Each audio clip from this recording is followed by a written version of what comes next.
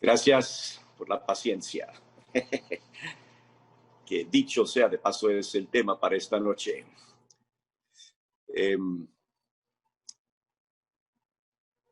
Espero que puedan escuchar, ¿sí? ¿Alguien? Sí, pastor. Ya, Estamos okay. muy bien. Gracias. Ok. Mande una invitación a mi esposa, por favor. Ella está en el departamento, en otro edificio, y quiere ver también. La tercera característica clave del cristianismo auténtico, según Efesios 4, es la paciencia. En toda la Biblia, la paciencia es una de las principales virtudes cristianas. Aparentemente, el opuesto a la paciencia es la ira o la amargura o el enojo. Y es común esa respuesta entre los seguidores de Cristo. Seguramente todos nosotros hemos luchado con falta de paciencia. Estamos buscando el equilibrio, ¿recuerdan? Para esta vida caótica. Un equilibrio especial. La responsabilidad que tenemos como cristianos de equilibrar el llamamiento de Dios sobre nosotros y nuestro caminar, nuestro estilo de vida. El desafío es caminar de acuerdo a las maravillosas realidades del Evangelio.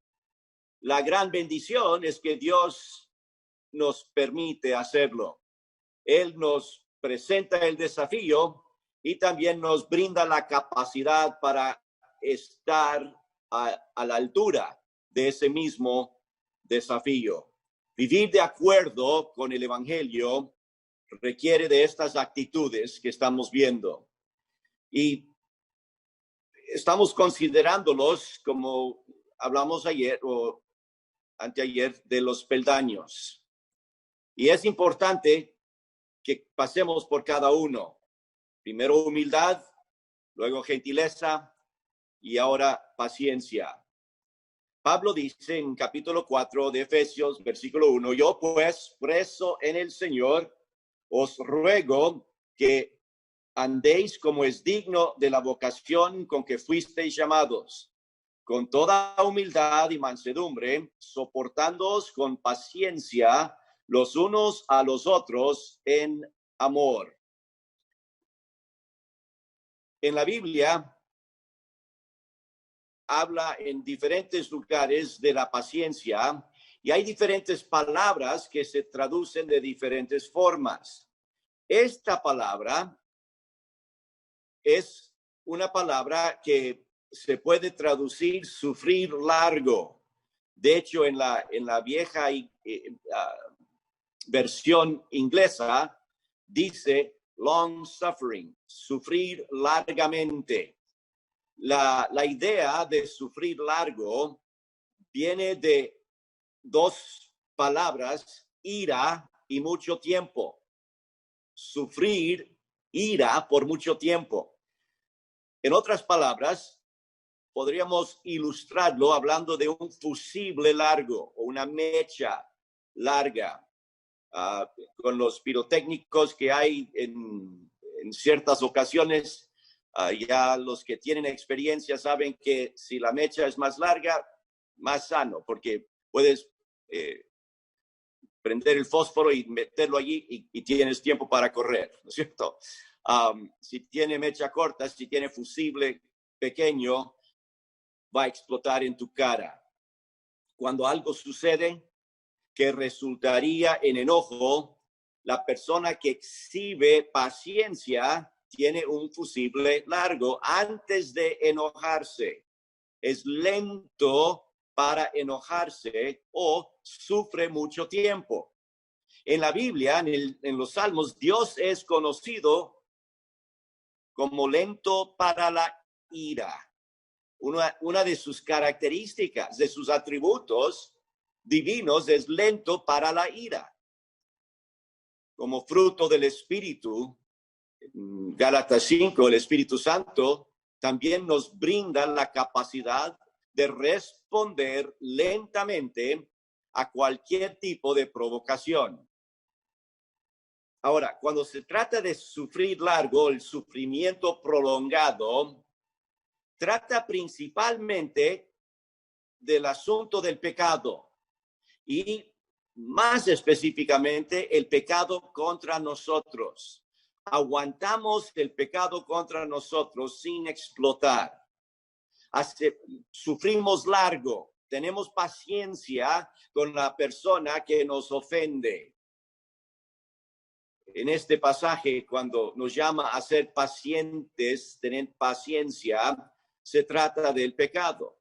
La paciencia incluye muchas otras circunstancias, cosas que no tienen que ver necesariamente con pecado, solo las frustraciones de este mundo, cuando no encuentras dónde estacionar tu carro o no tienen la marca de pasta dental que tú quieres, o te enojas porque el arroz se quemó o porque no hubo arroz.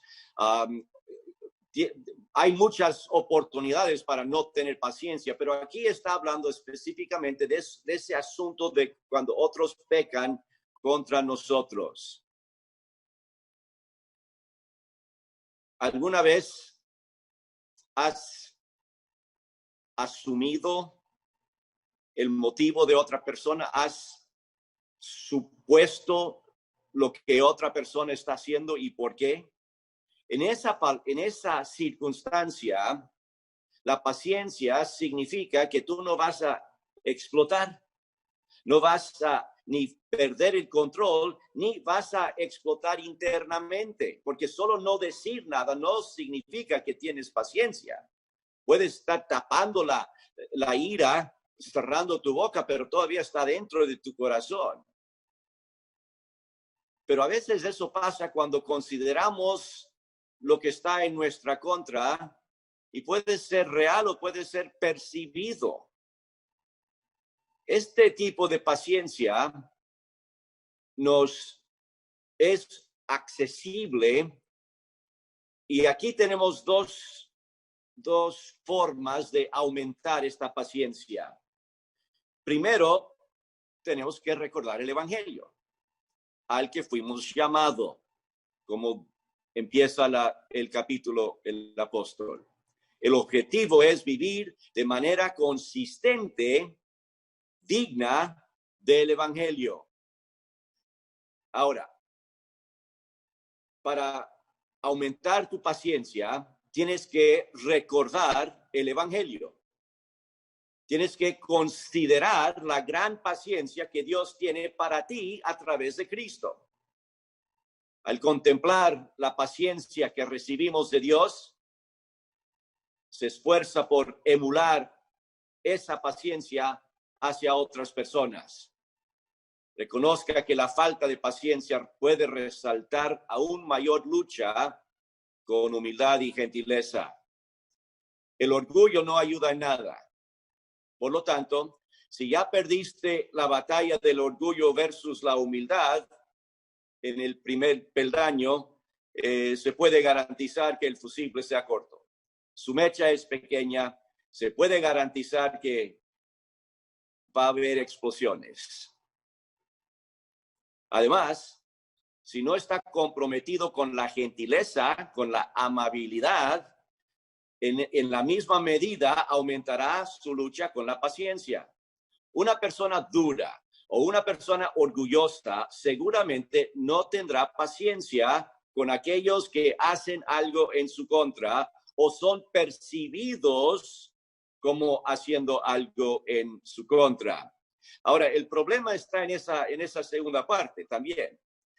Hacemos supuestos. Alguien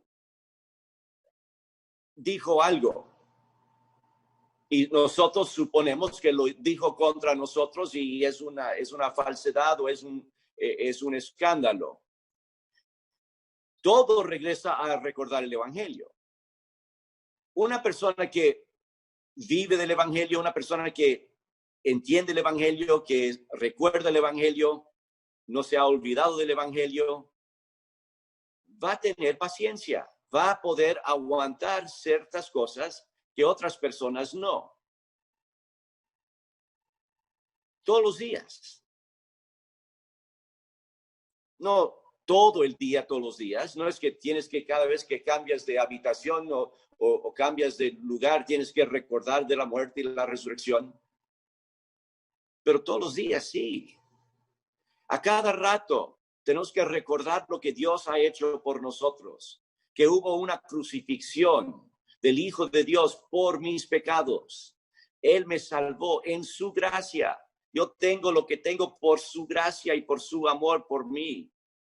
Dios me proporcionó la salvación y con la salvación me dio luz para mi propia pecaminosidad, para alumbrar, para mostrarme lo que está mal en mi propia vida. Y me dio la alegría, el gozo de estar en Cristo como un pecador perdonado. Así que si estoy recordando el Evangelio y todo el efecto del Evangelio en mi vida, eso va a ayudar mucho en este asunto de la paciencia. Recordar el Evangelio requiere práctica. Pedro, en 2 de Pedro capítulo 1, llama a los seguidores de Cristo a ser diligentes, buscando vivir para Dios todos los días. Y nos advierte sobre la posibilidad de olvidarnos del Evangelio. Cuando olvidamos, sufrimos las consecuencias y no producimos el fruto que Dios quiere para nosotros como cristianos. La paciencia es parte de ese fruto. Ahora, relacionado con suposiciones por un momento. Cada vez que creemos conocer el motivo de otra persona, estamos haciendo suposiciones. Estamos convencidos de que sabemos exactamente lo que está en la cabeza y en el corazón de esa persona. Si tú dices algo o haces algo que yo percibo que está en mi contra, si no tengo cuidado, yo respondo asumiendo tu motivo, tu motivación. ¿Qué es lo que estás pensando?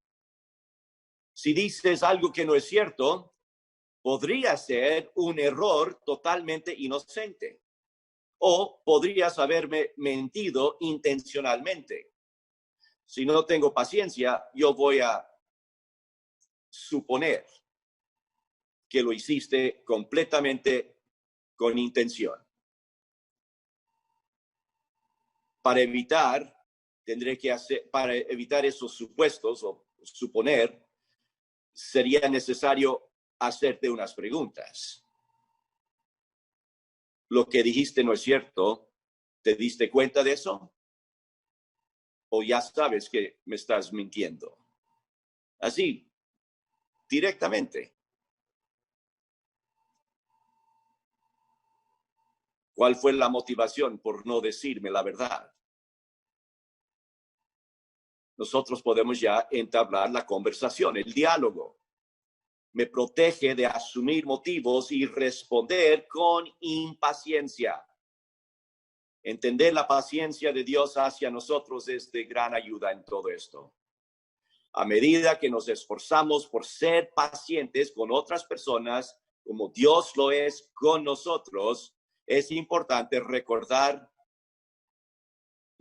los aspectos de la paciencia de Dios con nosotros. Dios demuestra paciencia hacia nosotros con un propósito específico. En 2 de Pedro 3:9, sí, es paciente hacia nosotros, no queriendo que ninguno perezca. Él es paciente con nosotros, nos da tiempo para arrepentirnos y llegar a la cruz y doblar la rodilla y recibir la salvación. Él es paciente con nosotros porque Él no quiere que nadie perezca. La paciencia de Dios refleja el deseo de Dios de vernos arrepentidos. El arrepentimiento es el primer paso para la restauración con Él. Por eso Él tiene paciencia. Dios demuestra paciencia por la esperanza que tiene de nuestro arrepentimiento. Cuando personas pecan contra nosotros o percibimos que lo hacen, respondemos con una paciencia similar a la de Dios, porque también deseamos que esa otra persona finalmente disfrute de una relación restaurada con Dios y con nosotros a través del arrepentimiento. Pablo también en 1 Timoteo explica que Cristo demuestra una paciencia increíble con él para que otros puedan entender la paciencia que Dios tiene hacia ellos. En capítulo 1, versículos 15 y 16. Cuando muestras paciencia hacia los demás debido a la paciencia que Dios te ha mostrado, estás mostrando una increíble paciencia que Dios tiene para ellos también. Estás viviendo el evangelio, estás equilibrando el llamamiento de Dios en tu vida con la vida práctica del evangelio. Cuando alguien peca contra ti o percibes que de alguna manera una persona tiene algo o hizo algo contra ti, piensas en Jesús y el significado del evangelio. En vez de tratar de igualar el puntaje en ese momento, tranquilo, paciente, piénsalo bien, enfréntalo si es un problema, pero no presume, no suponga que ya sabe toda la motivación. Cuando luchas con paciencia, reflexiona en el evangelio del Señor Jesucristo. Tenemos mucho que hablar esta noche porque es la última noche.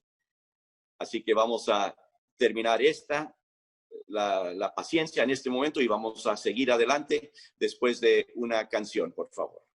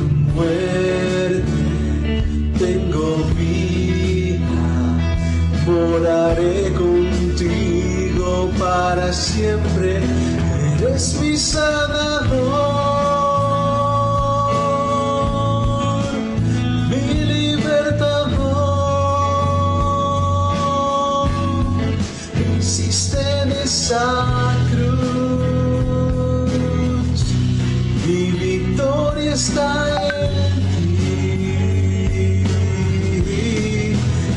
Eres mi sanador,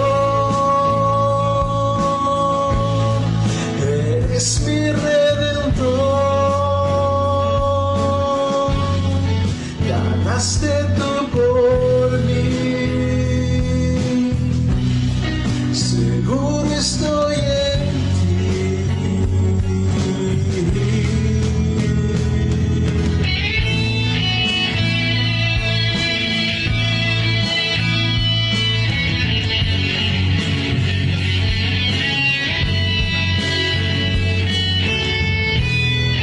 está en ti, Señor, solo en ti, solo en ti. Mi confianza está solo en ti, mi confianza está solo en ti, mi confianza está solo en ti. Solo en ti, mi sanador, mi confianza está. Solo en ti, mi confianza está. Solo en ti, mi confianza está. Solo en ti, solo en ti, eres mi sanador.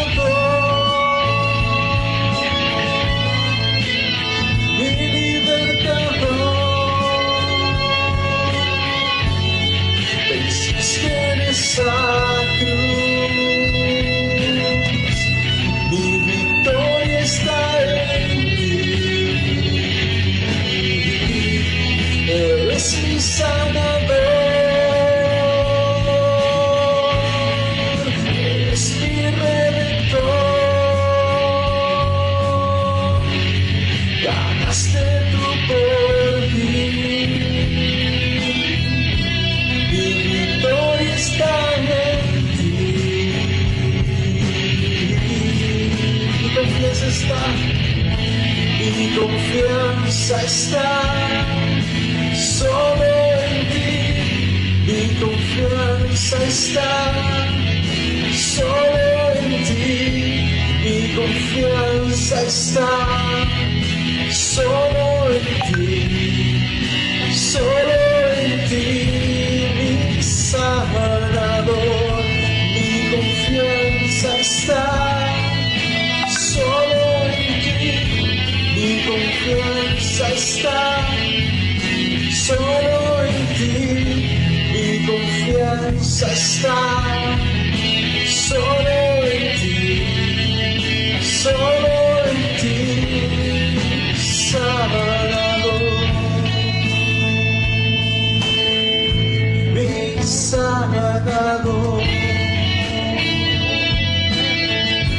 mi confianza en ti, sanador.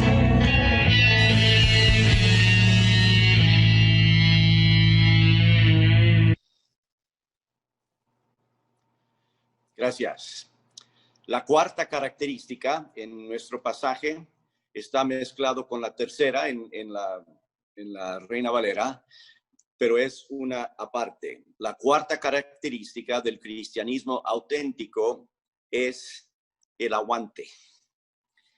De las 5 características, esta es la más difícil de describir claramente en una sola palabra, porque la palabra griega que se soporta se traduce resistencia entre ellos, soportándose, mostrando tolerancia el uno al otro, y hay algunas otras.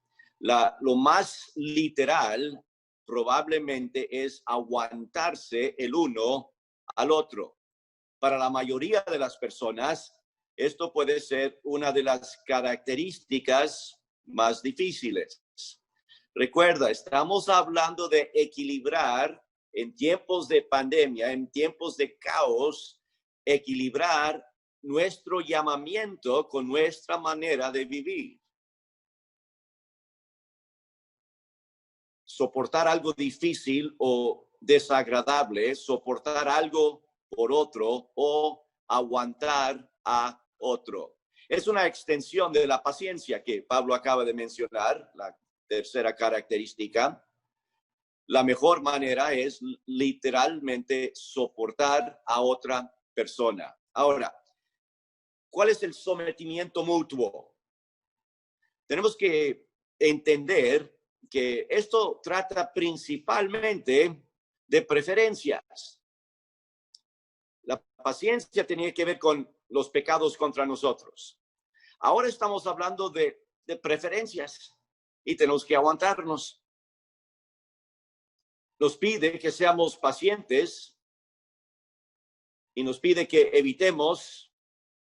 Se ocupa principalmente de las preferencias. Esto es crítico para la comprensión del pasaje. Una persona humilde, gentil, paciente, vas a elegir aguantarse el uno al otro en amor. Soportarse mutuamente se relaciona con perseverar juntos. Sin excepción, cada persona posee preferencias diferentes. Con el paso del tiempo dentro del matrimonio, algunos ya no tanto, porque no importa tanto. No vamos a luchar sobre nuestras preferencias a cada rato. Nos gusta cómo hacer las cosas, nos gusta cómo decir las cosas a cada uno. Nos gusta cómo nos organizamos o no organizamos, cómo vivimos, de qué lado de la cama dormimos, si con la ventana abierta o cerrada, hay tantas preferencias. Todo el día y toda la noche estamos en preferencias. Estamos hablando de las preferencias del uno o del otro o de muchos. Y no está mal, está bien, eso es, así es. El punto que quiero que veamos es que todos tenemos tantas preferencias diferentes que tenemos que intencionalmente preferirnos el uno al otro y tenemos que intencionalmente aguantarnos el uno al otro. Hay tantas cosas. Y en las sesiones de consejería matrimonial, ustedes, pastores, ya tienen alguna experiencia en estas cosas y saben que las cosas más raras se habla, ¿no? Pero ella dijo esto, y él dijo esto, y él hizo esto. Cosas nada tiene de importancia, pero se pelean, se arma la guerra sobre preferencias, sobre no aguantar, sobre no preferir el uno al otro. Hay que admitir y reconocer que hay muchas preferencias, hay cientos de preferencias todos los días. Cada vez que colocas a una persona al lado de otra persona, vas a duplicar la cantidad de preferencias. Y están obligados a chocar. Cuando lo hacen, el texto nos pide que nos aguantemos. El matrimonio funciona como el caso de estudio perfecto.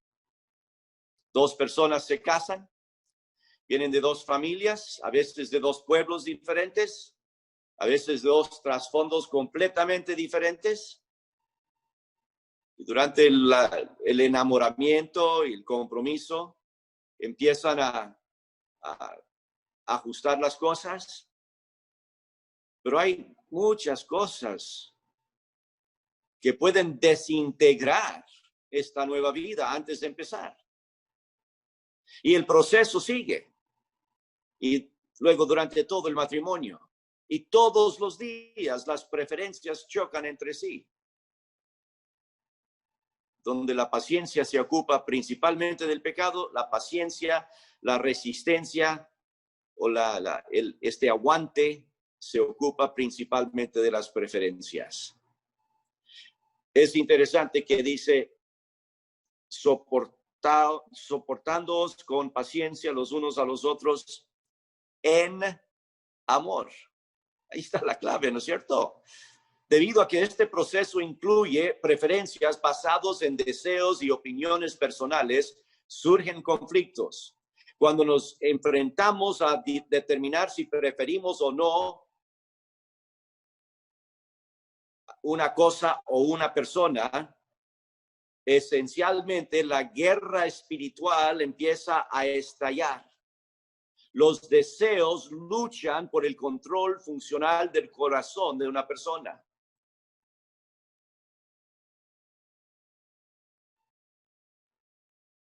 Cuando una persona nunca cede, nunca prefiere o deja la preferencia de otra persona, hay un olor a lujuria. Para que el matrimonio funcione, tiene que haber el soportaos los unos a los otros en amor, el aguante, el preferir a la otra persona.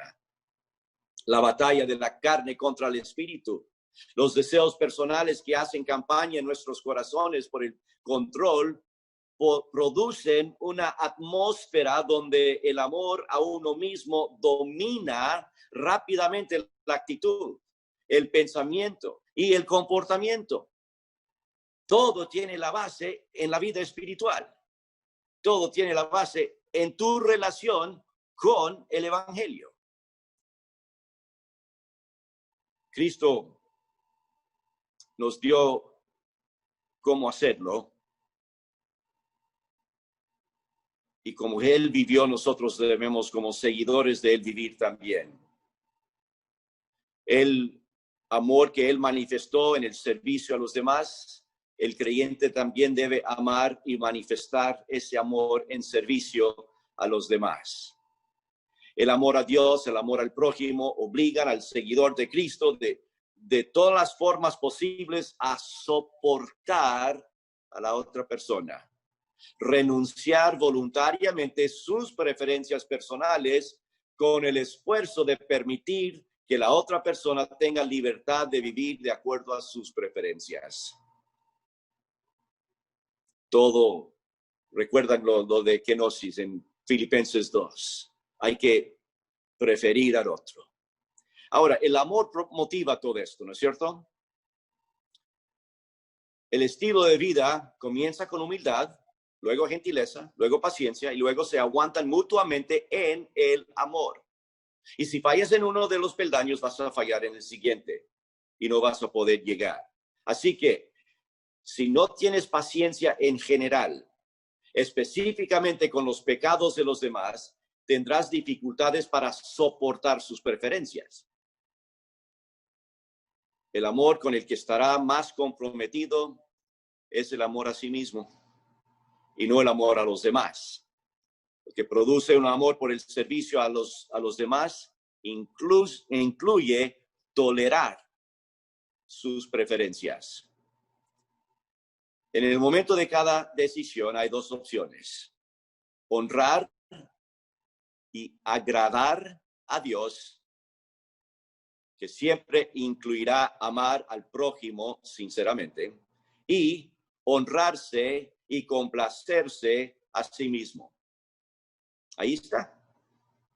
Cada decisión se puede llegar al punto más clave: es agradar a Dios o agradarme a mí mismo. Agradando a Dios va a incluir someterme y aguantar y tolerar a otras personas. ¿Cómo vas a responder? Cuando alguien hace algo que no prefieres, ¿qué piensas? La reacción tuya tiene que ver con humildad, gentileza, paciencia y amor a Dios, ¿o es algo diferente? La quinta y la última característica que vamos a ver se encuentra en el siguiente versículo. Y vamos de una adelante. En Efesios 4, yo pues, preso en el Señor, os ruego que andéis como es digno de la vocación con que fuisteis llamados, con toda humildad y mansedumbre, soportándoos con paciencia los unos a los otros en amor, solícitos en guardar la unidad del Espíritu en el vínculo de la paz. Aquí está. Esto es una acción que a nosotros nos toca hacer. En preparación para esta semana, por supuesto, le avisamos a mi suegro que él vive solo, pero en la misma ciudad donde nosotros vivimos. Y Sharon se preocupa mucho de él en todas sus necesidades diarios y semanales y sus citas médicas y todo eso. Tiene 95 años y sigue bien, está bien de salud, un poco flaco, pero siempre ha sido flaco. Y trabaja duro, camina mucho, sale cuando puede. No sale mucho estos últimos meses, pero Sharon le cuida y está bien. Y ella habló con él esta semana, estando acá nosotros en California, muy lejos de donde él vive. Y él mandó saludos a los pastores del Ecuador. Algunos de ustedes le conocen bien, otros quizás se acuerdan de estuvo en uno de los primeros retiros de pastores hace muchos años allá en el campamento. Y él tiene muchos lindos recuerdos de los pastores del Ecuador. Y él mandó saludos hoy, que les saludemos a ustedes a nombre de él. Él les tiene en su memoria, en sus oraciones, y está muy orgullosos. Está él muy orgulloso de ustedes porque han seguido fieles al Señor. Él les conoce a algunos de ustedes muchos años, cuando eran jovencitos, y él está feliz en su vejez de saber que hay personas que se entregaron al Señor, se comprometieron a servirle y muchos años luego siguen sirviéndole. Así que saludos del doctor Boonstra para todos ustedes. Aquí en esta parte hay varias palabras que nos dan un conjunto de una idea básica: solícitos en guardar la unidad del Espíritu en el vínculo de la paz. La unidad, primero, tiene que ser mantenida. No es automático. Solícitos, es decir, tienen que esforzarse para guardar la unidad del Espíritu en vínculos de la paz. La unidad del Espíritu se supone que es obra del Espíritu, pero a nosotros nos toca la parte de esforzarnos. Solícitos, tengan cuidado, hagan el esfuerzo de guardar, de cuidar, de proteger la unidad del Espíritu. La unidad es importante para el Señor. ¿Qué cree? Yo creo que sí. ¿Recuerda en la víspera de su muerte la gran oración del Señor? Todo el capítulo 17 del Evangelio de Juan. ¿Qué pidió al Padre? Pidió que hubiera unidad. Como yo, dice Jesús a su Padre, como tú y yo somos unos, yo quiero que ellos también sean unos. Quiero que sean una sola. Quiero que estén de acuerdo. Quiero que pasen en armonía, en unidad.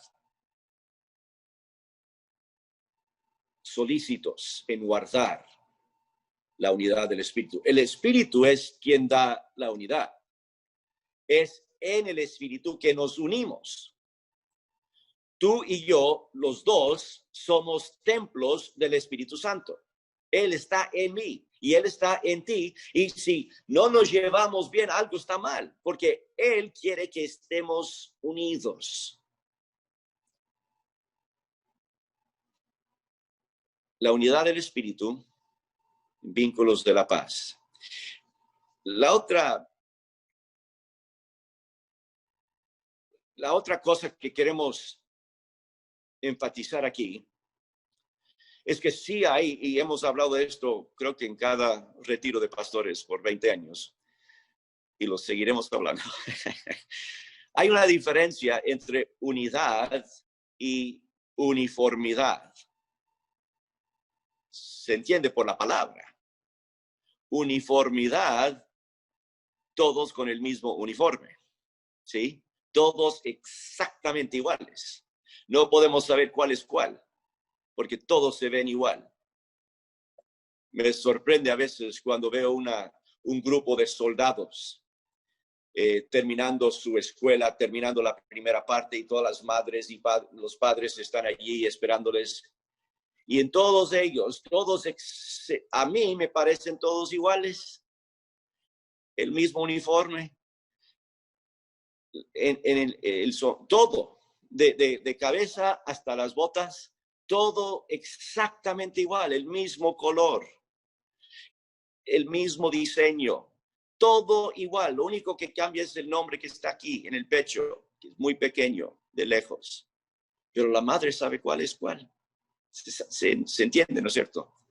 Pero Dios no espera que todos salgamos como soldaditos, todos exactamente iguales.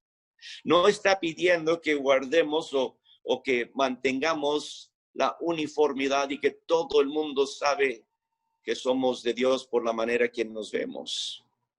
No, Él no dijo eso. Conocerán que son míos por el amor que hay entre ustedes. No porque todos parecen iguales, no porque todos se visten igual, no porque todos cantan igual, no porque todos predican de la misma forma, no porque todos tienen el mismo horario y las mismas actividades y todo es exactamente igual de una iglesia a otra y de un pueblo a otro y de un país a otro. No, 100 veces no. Dios no está pidiendo uniformidad. Él está pidiendo unidad del Espíritu, el vínculo de la paz, encima de el soportarnos en amor. ¿Sí? Es hermoso esto. Estamos subiendo los peldaños, estamos siguiendo los pasos. Ya hemos pasado por lo de amor y por el aguantarnos, y ahora hay paz. Y tenemos que cuidar esa paz, tenemos que esforzarnos para guardar esa paz, esa unidad en vínculos de la paz, esa unidad que Dios quiere que haya entre nosotros, no uniformidad. Me encantó anoche de todas las pantallitas pequeñas. Esta noche estoy en mi teléfono porque no salió en la computadora, así que no veo nada. Pero cuando termino voy a esperar un rato y ver si puedo ver las caras otra vez. Así que no se vayan rápido. Pero me encantó. Algunos de ustedes yo veo cada 2 años, más o menos, cuando viajamos a Quito. Hay graduación del instituto, hay aniversario, alguna iglesia nos invita y cada año o 2 años estamos por allí.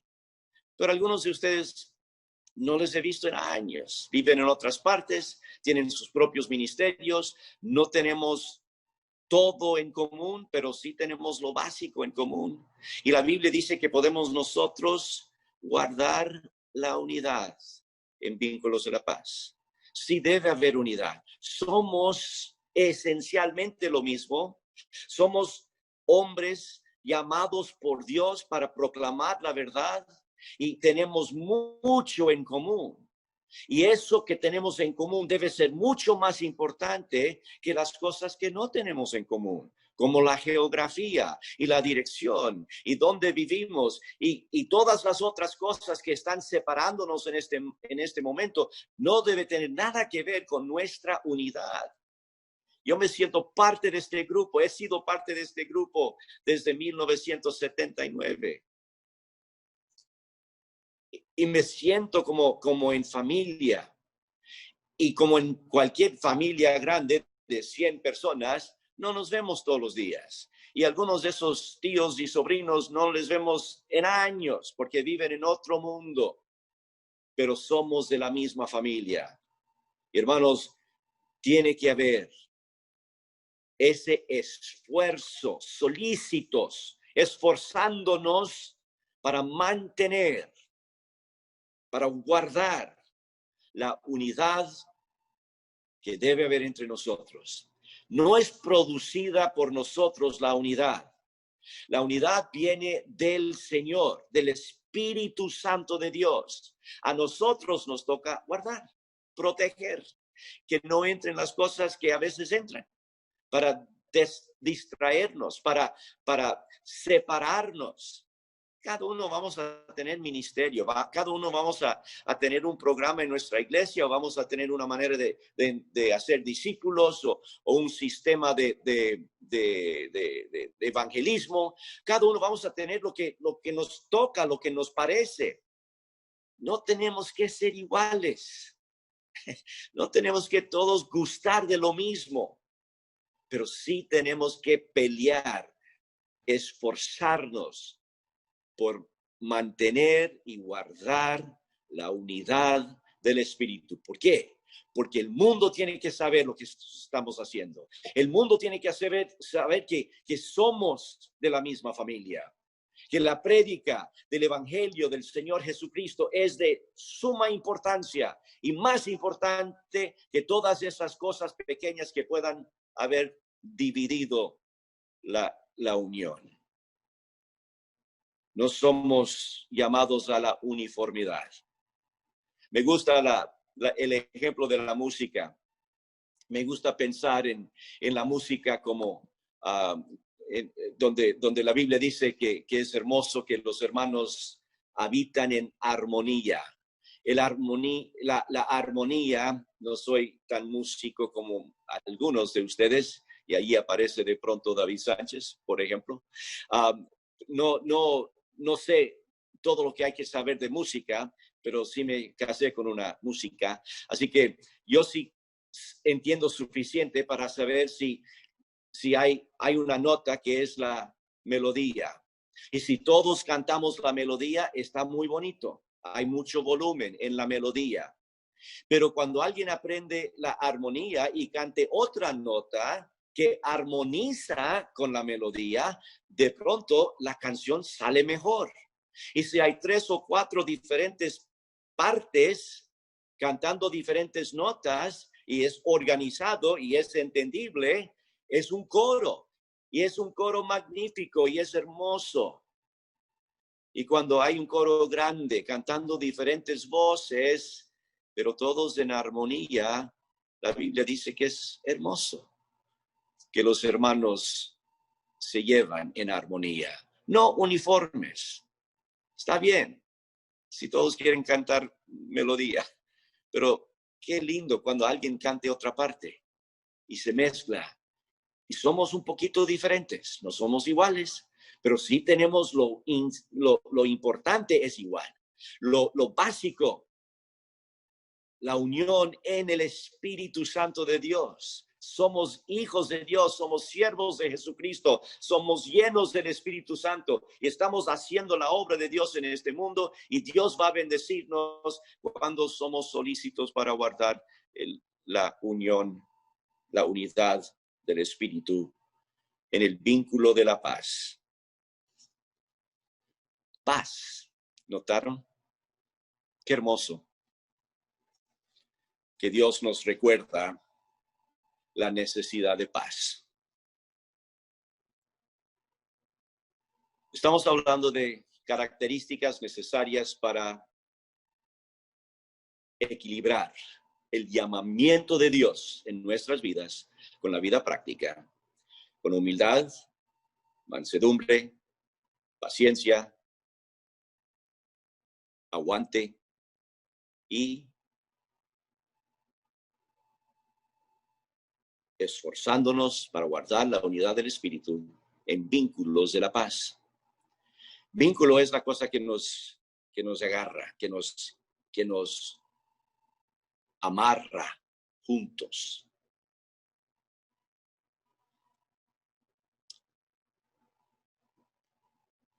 ¿No es interesante que estamos amarrados juntos? ¿Estamos agarrados de la mano cada uno? ¿O estamos brazo en brazo? En paz.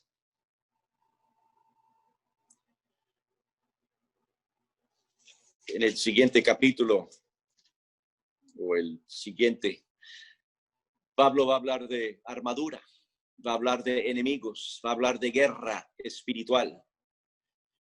Y chicos, estamos en una guerra espiritual. Y cada día es tenaz y más tenaz. Yo creo que la trompeta está cerca. Yo creo que el mundo está listo para la tribulación y la gran tribulación. Y el anticristo. Pero estamos aquí todavía, así que no es todavía la tribulación. Pero todo está preparándose para terminar. Y estamos en estos últimos días en guerra. Pero no es una guerra entre nosotros. La pelea no es aquí. La pelea es acá, allá afuera. Nosotros tenemos que esforzarnos para guardar la unidad en espíritu, amarrados juntos en paz para ganar esa batalla. Tenemos que trabajar juntos en esto. Tenemos que ser hombres de paz el uno con el otro. Nuestro enemigo no es el otro pastor.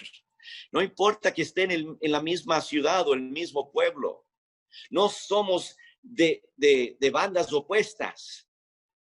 No somos pandilleros. Somos soldados del Señor, estamos en el ejército de Él y estamos contra el diablo, contra todo lo que Él está haciendo. Estamos proclamando el evangelio de la paz a los que tanto necesitan paz y debemos mostrarles. Así es paz. Cuando dos pastores se pueden llevar, cuando hermanos de diferentes iglesias se llevan bien, cuando las mujeres se pueden reunir para sus cosas y los jóvenes pueden reunir para sus cosas. Y hay unidad del espíritu en vínculos de paz. No estamos en competencia, por favor. No estamos tratando de ver quién tiene más ovejas de otras partes. Hagamos nosotros el trabajo del evangelio, el discipulado, llevándonos bien el uno con el otro, portándonos bien, aguantándonos y uniéndonos en vínculos de paz. Solo me dieron 3 noches. Pero eso no es problema para uno que puede hacerlo rápido, ¿no es cierto? Aquí son las 6:38, así que tenemos tiempo todavía. Quiero que busquen en el libro de Jueces, por favor.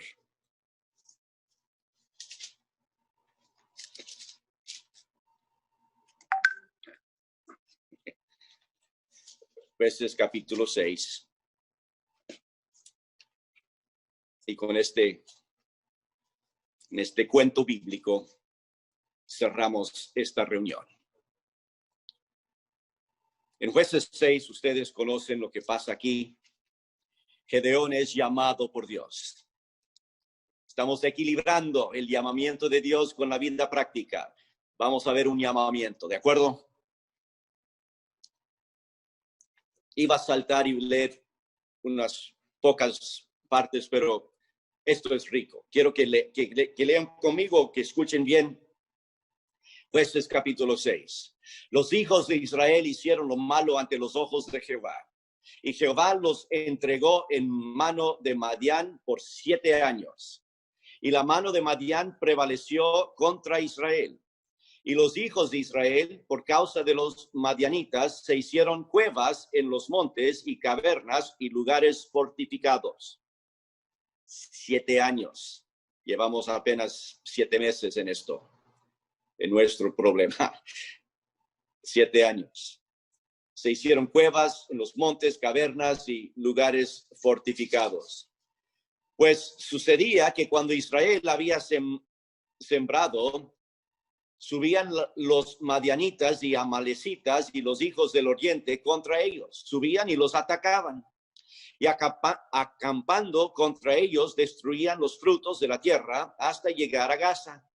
Y no dejaban qué comer en Israel, ni ovejas, ni bueyes, ni asnos, porque subían ellos y sus ganados y venían con sus tiendas en grande multitud como langostas. Ellos y sus camellos eran innumerables, así venían a la tierra para devastarla. De este modo empobrecía a Israel en gran manera por causa de Madián. Y los hijos de Israel clamaron a Jehová. Y cuando los hijos de Israel clamaron a Jehová a causa de los madianitas, Jehová envió a los hijos de Israel un varón profeta, el cual les dijo: así ha dicho Jehová, Dios de Israel: yo os hice salir de Egipto y os saqué de la casa de servidumbre. Os libré de mano de los egipcios y de mano de todos los que os afligieron, a los cuales eché de delante de vosotros y os di su tierra. Y os dije: yo soy Jehová vuestro Dios. No temas a los dioses de los amorreos, en cuya tierra habitáis, pero no habéis obedecido a mi voz. Y vino el ángel de Jehová. ¿Captaron? El ángel de Jehová. Ya saben quién es. Y se sentó debajo de la encina que está en Ofra, la cual era de Joás, Abieserita.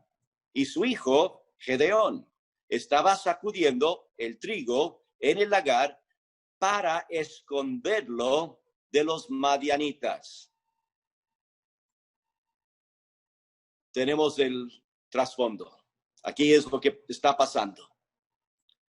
Tiempos horribles, semejantes al desierto en que nos encontramos. Esta pandemia que tiene todo patas arriba. Podríamos comparar, pero basta decir que estaban mal. No había qué comer. Estaban asustados. Y nos acaba de presentar a Gedeón, un hombre tímido, escondido y escondiendo las cosas. Y el ángel del Señor, versículo 12, el ángel de Jehová se le apareció y le dijo: Jehová está contigo, varón esforzado y valiente.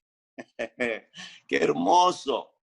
¿Recuerda la noche que Dios te llamó al ministerio?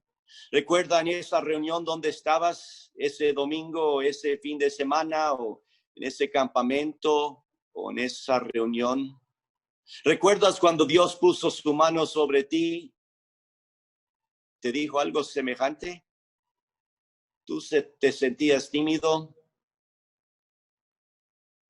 ¿Escondiendo? Y Él no te llama lo que pareces en ese rato. Él te llama lo que Él quiere que seas. Varón esforzado y valiente. A este pobrecito temblando de miedo. Jehová está contigo. ¿Quién puede decir eso? El ángel de Jehová puede hacerlo. Y Gedeón le respondió: Señor mío, si Jehová está con nosotros, ¿por qué nos ha sobrevenido todo esto? ¿Te has preguntado eso últimamente? ¿Y dónde están todas tus maravillas que nuestros padres nos han contado, diciendo: no nos sacó Jehová de Egipto? Y ahora Jehová no nos ha desamparado y nos ha entregado en mano de los madianitas. Mirándole, Jehová le dijo: ve con esta tu fuerza y salvarás a Israel de la mano de los madianitas. ¿No te envío yo? Entonces le respondió: Señor mío, ¿con qué salvaré yo a Israel? He aquí que mi familia es pobre en Manasés y yo el menor en la casa de mi padre. ¿Quién soy yo para hacer todo esto? Y él dice: yo estoy contigo, yo te envío. Yo estaré contigo y derrotarás a los madianitas como a un solo hombre.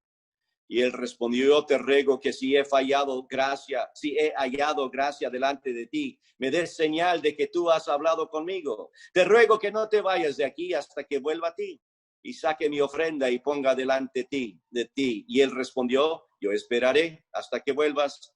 Entrando Gedeón preparó un cabrito y panes sin levadura de una efa de harina y puso la carne en un canastillo y el caldo en una olla y sacándolo se lo presentó debajo de aquella encina. Entonces el ángel de Dios le dijo, toma la carne y los panes sin levadura y ponlos sobre esta peña y vierte el caldo. Y lo hizo así.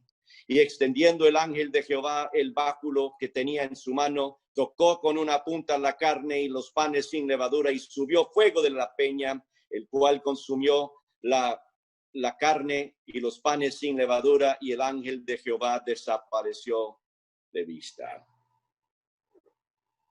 Estoy contigo.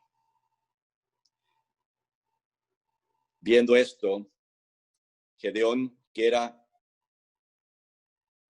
entonces Gedeón, que era el ángel de Jehová, dijo, Señor Jehová, que he visto el ángel del Señor cara a cara. Jehová le dijo, paz a ti, no tengas temor, no morirás. Después viene la confrontación, los ídolos, y en 34 está la transformación.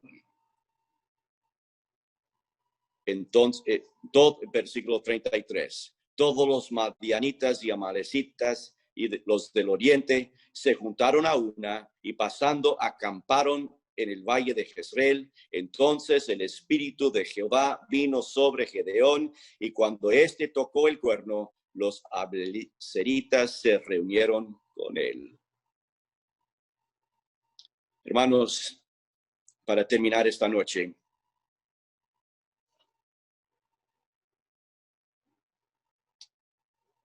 tú te sientes posiblemente como Gedeón. Yo sé lo que Dios ha hecho en el pasado, pero me siento desamparado. No veo ahora lo que vi antes. Los resultados de mi ministerio no son lo que era antes. La gente no está escuchando. Nadie quiere abrir su vida al Señor. Nadie quiere entregarse al Señor. Los bautismos son pocos, los discipulados menos. Me siento como desamparado. Quiero decirles que Jehová dice, aquí estoy. Dios está con nosotros. Y Él es un Dios de paz. Y Él nos da paz. Le diste a Gedeón en ese momento, paz contigo. Tú vas a estar bien. Después pasa lo de los ídolos y Gedeón se pone de pie. Y la Biblia dice que bajó entonces el espíritu de Jehová vino sobre Gedeón. Tú y yo sabemos que el espíritu llegó a nuestra vida en ese día en que confiamos en Cristo como Salvador personal. Todavía recuerdo. No recuerdo que el espíritu vino, no sabía eso hasta muchos años después. Pero recuerdo ese día cuando Alicia Ruiz García, mi maestra de escuela dominical, abrió la Biblia y dijo, ¿quién de aquí quiere ser salvo? ¿Quién quiere conocer a Cristo como Salvador personal? Y yo, un chico de 7 años, hijo de pastor, haber escuchado la palabra de Dios por 7 años, dije, aquí, yo quiero. Y ella me guió al Señor. Y desde ese momento soy hijo de Dios y el Espíritu Santo mora en mí. Pasé por lo que todos pasan y Dios puso su mano sobre mi hombro y dijo, quiero que me sirvas. Y seguramente había algo de duda. Soy el quinto de 10 hermanos. No soy el más poderoso, no soy el más talentuoso, seguramente es otro. Seguramente en momentos había algo de dudas, pero Dios me estaba llamando a lo que Él me iba a hacer, no lo que yo era. Y Dios nos llamó y nos llevó a un lugar muy lejos de casa para invertir nuestra vida, para ver lo que Dios quería hacer, sin ilusiones de grandeza. Vamos a obedecer al Señor, vamos a ver qué pasa. Y mira lo que pasó. Dios quiere seguir bendiciéndonos a nosotros. Y esta noche yo le voy a pedir al Espíritu Santo que otra vez me use. Y quiero que tú también, allí donde estás. Algunos están con sus esposas, perfecto. Con sus hijos está bien. Algunos están solos en alguna parte, perfecto. ¿Qué tal si pedimos al Dios de Gedeón que nos dé una oportunidad más para servirle? Que nos libra de las ataduras que tenemos para poder hacer lo que Él quiere que hagamos. Y que mientras tanto busquemos creativamente cómo proclamar el evangelio a tantas personas que necesitan. Muchos de ustedes mañana en este mismo aparato estarán predicando y enseñando. Otros tienen otras maneras, otros métodos. Pero pedimos esta noche que Dios nos utilice otra vez. Si lo pudo hacer con Gedeón, lo puede hacer con nosotros. Oremos.